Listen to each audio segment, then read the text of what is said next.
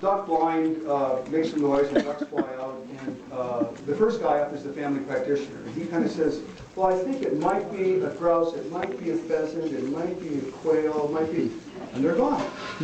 The internist says, rule out duck, rule out pheasant, rule out quail, rule out duck, and they're gone.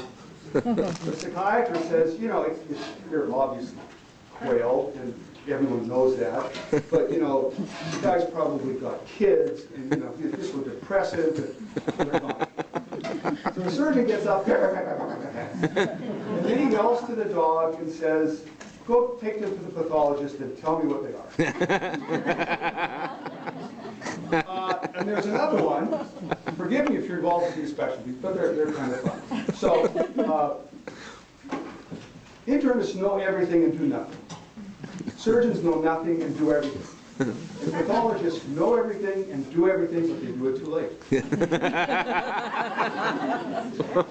Some of them, you have people in mind where you're listening to this. And finally, you'll finish your training, and I think whether dentistry or medicine, you get involved with practical training, we call it residency.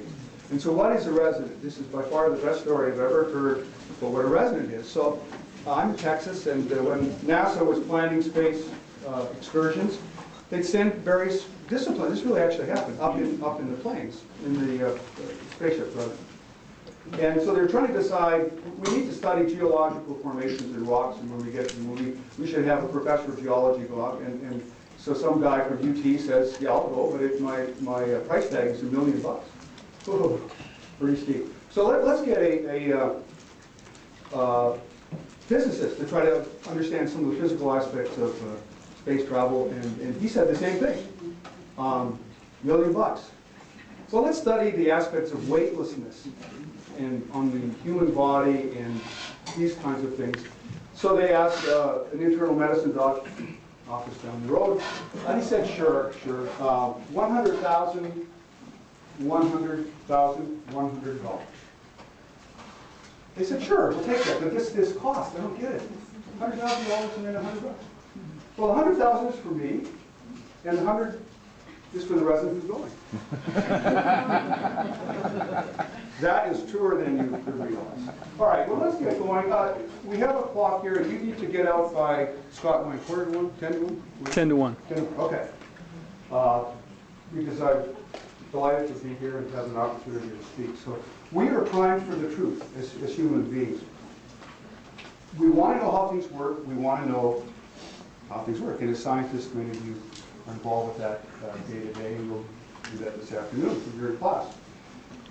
The best example I've thought about this is if you put a spinning top, it's actually an old-fashioned toy. In the technological world, I don't know if we still have those, but I'm sure we do. You put a spinning top in front of a 3-year-old, what would they do? What? Absolutely. I've done this, I've watched it, because it's fascinating. You know, it spins, and then they grab it, and then what happens? It stops.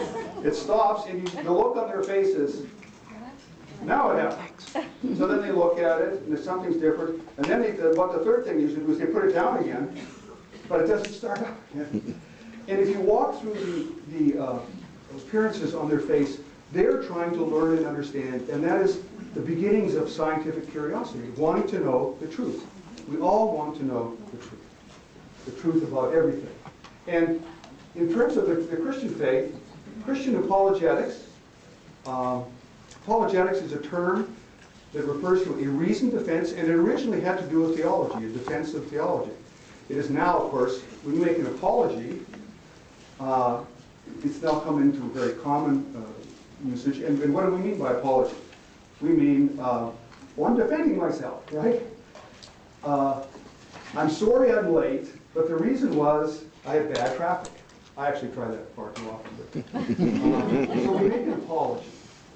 But the scriptures say, Peter's, First Peter, always be prepared to give a reason for the hope that you have, but do this with gentleness and respect, keeping a clear conscience, so that those who speak maliciously against your good behavior in Christ may be ashamed of their slander. Now, what this means is if one is a believer, have some reasons ready to say why you believe. And it can't count that you were, as part of your tradition, or your uncle was a minister or something like that. Why do you believe? And I teach a lot of this in psychiatry in the medical school about worldview. Everyone has heart, lung, liver, kidneys, and everyone has a worldview. And faith is always, faith is always something that is based on facts presented. So we have a bridge at home across the Ohio River, and when I drive over it, I have faith that it will hold me. Now, it's fairly reasonable because thousands of people go over this every day. So it's a reasonable faith, but there are bridges that go down. There's a bridge that went down in Minneapolis 3 years ago, and I went over that bridge when I was in medical school every day. And so the faith that we have is based on some facts presented, but it's never total. But there are facts that are in support of the Christian faith. Now, the only reason to be a Christian is that its claims are true. Now, many people today find beliefs that, not because they're true, but because they're helpful. We should believe because the beliefs are true. So what do I mean by that? Some things are a choice. The Brits drive on the left side of the road, we drive on the right side of the road. That's a choice, and whatever. But there's no choice between 3 plus 2 equals 5. That's mathematics, that's true throughout, and that is true. And these two things get mixed up. We have what we call, many people call a culture of moral and intellectual relativism. I gave a talk a few years ago, and at the end of the talk, this chaplain asked me, I do a lot of teaching in psychiatry, in religion, spirituality, he said, can an atheist be a chaplain? And I remember thinking, well, like, why would one want to be? That's not what you're about. But he wanted to change the definition of a chaplain from someone that was involved in religious things to being what he wanted it to be. That is really an assault on truth. When people stop believing in God, they don't believe in nothing, they believe in anything. And that's the culture that we're in right now. Now, so C.S. Lewis, a profound writer and apologist for the faith, was asked, what will Christianity do for me? This was a number of years ago when he was living. And he said, this is a dumb question, because the question in front of you is really this. If Christianity is untrue, no honest man will want to believe it, even if it's helpful. But if it is true, every man and woman will want to believe it, even if it's not helpful at all. Okay.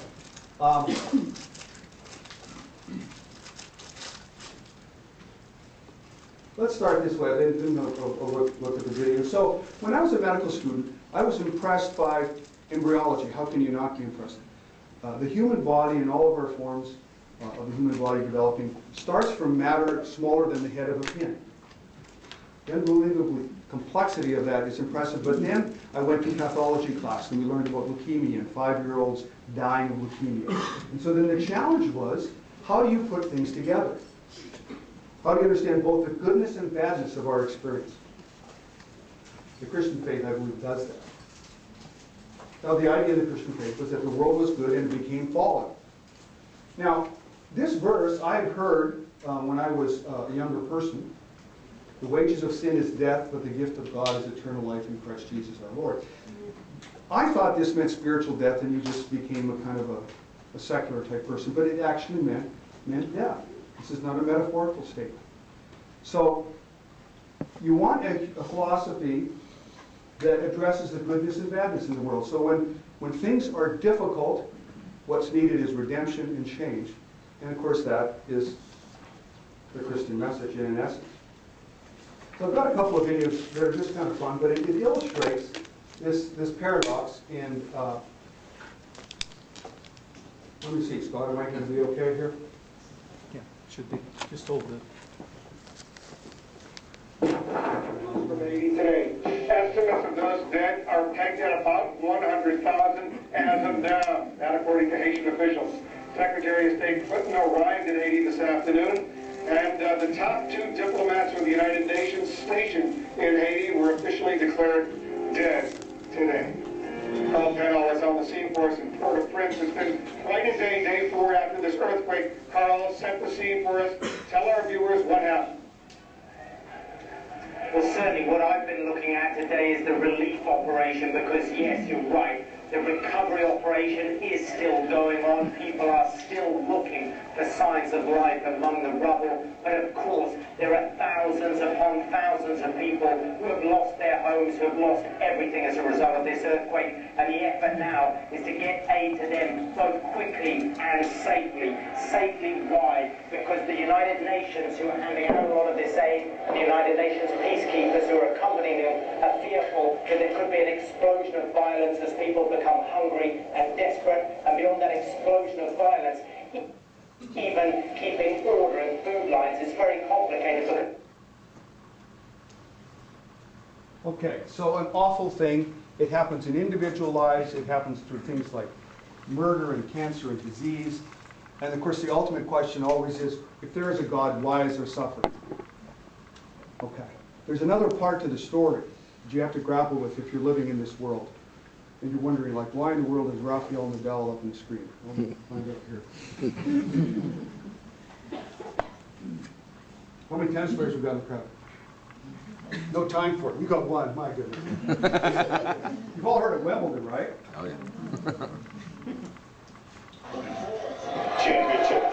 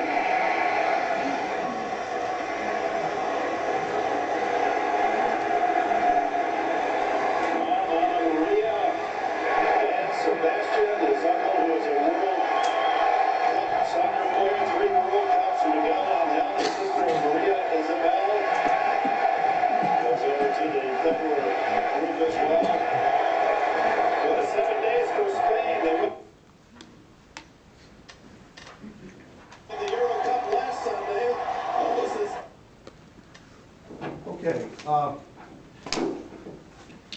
So why did I show that beside the fact I like tennis? Can you hear me out? Yes. So this guy had tried to beat the champion at that time, a guy named Federer. And he lost and he lost and kept practicing. And then he won. And at the moment of winning, of course, he's overcome with his joy, and then he looks around, and who can I hug? And then he tries to find mother, he finds mom, he finds dad, he goes and hugs the king of Spain. He just cannot contain his joy. Okay? So we live in a world that requires a full-body philosophy that has to address why we have suffering like Hades earthquake, and why we have experiences, and you've all had them. Just think of moments where you were really, really happy. Where does this come from? Well, the Christian faith explains the good and the bad. We have a good world and it went bad. And that's a fundamental part of any apologetic. So the Christian faith rests in the ability to account for our life experience in the most meaningful way. And that's what we all have to do. We all have to do. I'm often asked, or you've heard people say this, that's nice that you have religion. But that's nice for you, but I really am not interested in that thing.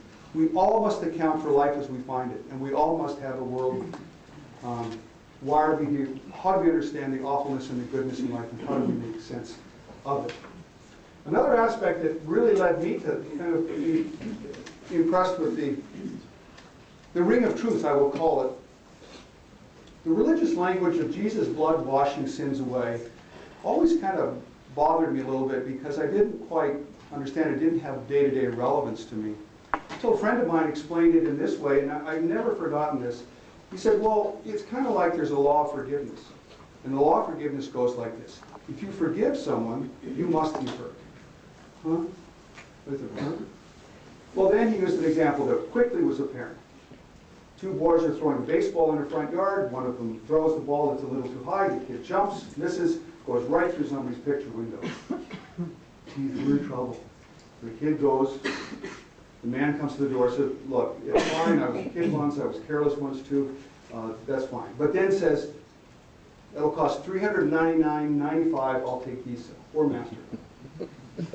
Has he forgiven him? No. That's a business deal, right? If he forgives him, he's got to buy the window himself and pay for it. Well, then it hit me too, as I was sorting through some of these things in my life, that in fact, that's what the Christian message was.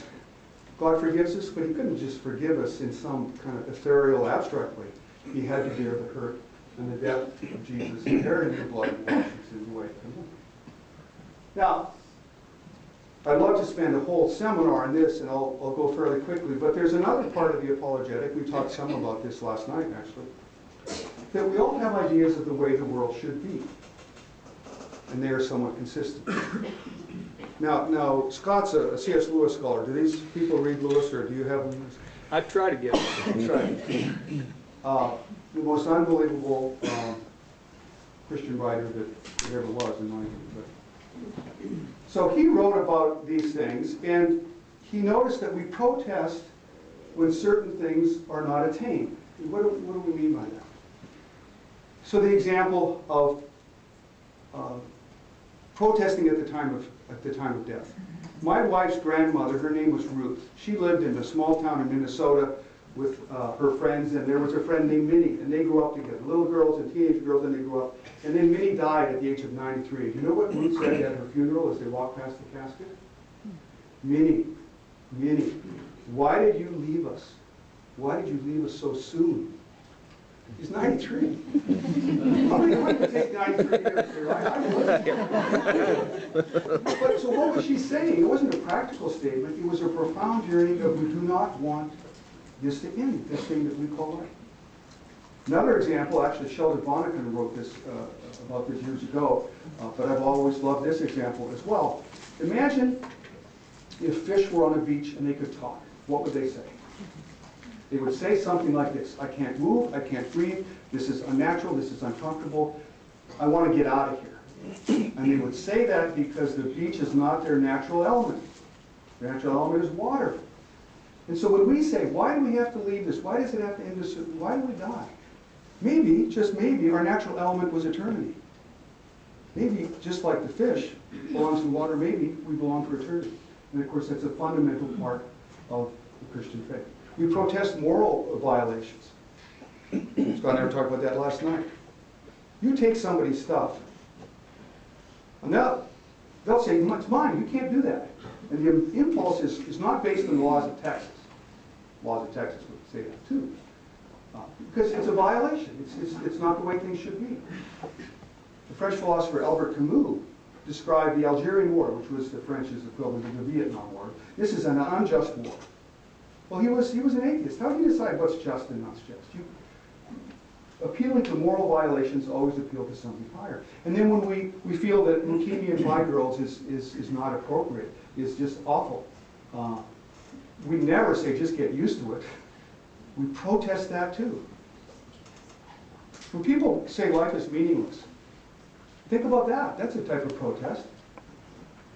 What would happen if we were in a room, or in our life, it was all darkness and we didn't have the sun or light? Question is, would we know that it was dark? You only know darkness because you know what light is. You only can complain of lack of meaning because you have some sense that life should have meaning. So the protest of the way things should be is always an indication of God or a reason of God. Now, as a psychiatrist, in my work, I found a remarkable similarity between some of the things I deal with and what's in Scripture and in the human or in the Christian Scriptures. So these are just 4, but I've written a paper, there are about 10 of them. Remarkable similarities. So the most fundamental building block in human development is what we call attachment. Love, nurturance, safety, security, bonding. These things are all kind of the same. Everybody study child psychology, child development, undergrad. And it's foundational. And without it, kids get panicky and depressed and really don't do well the rest of their lives. Well, in our spiritual walk, we are told in Scripture, Apostle Paul says, nothing separates us from the love of God. Jesus says, I will never leave you or forsake you. So that spiritual statement matches a human statement. Kids do not want to be left alone. Limits and boundaries are necessary for kids. I've got a grandchild this year. Had one. First grandchild. And I struck, she's now 1.5. And it's the most amazing thing. Her name is Dorothy. By the way, Dorothy, old names are coming back. My wife was impressed. She's a school teacher when Sarah says, we're going to name her Dorothy. Dorothy. It's a family name on her husband's side. So the Brittany's and Abigail's, they're there, but Dorothy. But since then, I've had a friend whose grandson is Walter, and another one whose granddaughter is Beatrice. So old names are coming back. I heard it here. At any rate, so Dorothy, she'll do anything until she's restrained not to. She'll get into any drawer, she'll touch anything, she'll eat anything until her mother says no. And if you don't do that, this is how little kids fall into swimming pools. How did that happen? Well, no one was watching them, no one was controlling them. Knowing them was providing a boundary, a structure, a limit. As a child psychiatrist, I see all kinds of kids who haven't had limits throughout their development. And what happens to them? What? Brats. They're brats, nothing good happens, they don't have friends. In severe cases, they end up in detention facilities, and respecting the limits and boundaries is a fundamental part of it. Well, guess what? Starting with the Ten Commandments and other codes that other religions have too. It's not just the Christian faith, but this is the way that you're supposed to behave. And that's a fundamental part of the Christian faith as well. We all need to know that we're good at something or need a sense of identity, and that happens in Scripture as the need for God is described. And development does not occur with kids apart from a relationship. You do not develop on your own to relate with others. And that's a fundamental part of the Christian faith, is that we are not in this world alone. And I'm a psychiatrist, and I pay attention to behavior and patterns, and I'm seeing a few people move, so we're marching along. 2 minutes left, Scott? Yeah, we're good. Here's something that's very important, a crucial issue, and I don't want to rush this, but so we're in an age where there's a God of tolerance. You must respect the beliefs of others that are different than your own. I'm here to tell you, that's a dumb idea. I'm going to throw a tomato for something. Why would I say that? I seem like a reasonable person, not stupid. But there's a difference between respecting the person who holds the beliefs and accepting the beliefs themselves. Can you think of an example of a belief that you would not want to respect? You don't have to think too long. I just don't buy that. What about Hitler's belief that the Aryan race was the supreme race in the human condition? Kind of a dumb idea, almost destroyed the world. There are still civilizations that believe in human sacrifice. So the point is that it's possible to say you have passionate belief in the Christian faith, and you're a good guy, but I just don't buy that belief for what you're saying. The reason, and have a reasonable discourse. There's no reason to get angry about it. Otherwise, you give in, you commit intellectual suicide, and every belief is irrational. Hey, you can believe, and then it's just crazy. You don't do that you go to class or theories about and practices in dental surgery or medicine. There are accepted ways to do things and accepted ways to not do things. And that's the way we should see these matters of faith. The best explanation, Voltaire, the French philosopher who was not a believer, said, I disagree with what you say, but will defend to the death your right to say. That's, I think, the attitude we want. You're a good guy, enjoy being with you, let's go golfing, but I'm not sure I can buy some of this. Because Jesus said, I'm the way, the truth, and the life. No one comes to the Father but by me. That's a pretty extreme statement. But true, we believe. So how do we proceed? Just In your medical practices, and I know you have different types, and we'll end this, we need to do the medical job first. Like, why is the patient there? We're talking about integrating our faith into health practice and their life. Sometimes it doesn't directly affect what we do. It really affects our personal life and our relationships and our families and friends. That touches everything, but sometimes we just have a job to do, and the patient has a pain or a inflamed tooth or something that's got to be taken up. Why is the patient in front of you and be excellent to do that job? That's what every Christian professional needs to do. But you should be sensitive to the spiritual needs of patients. Any primary practitioner in medicine, pediatrician, internist, family practitioner, will tell you the enormous needs that come into their office, and I'm not trained, and a lot of them are spiritual. Being sensitive to that is important.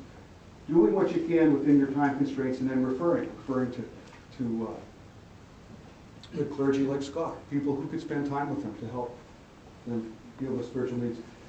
Does anyone know what a review of systems is? I realize the students do, but so you use standard stuff.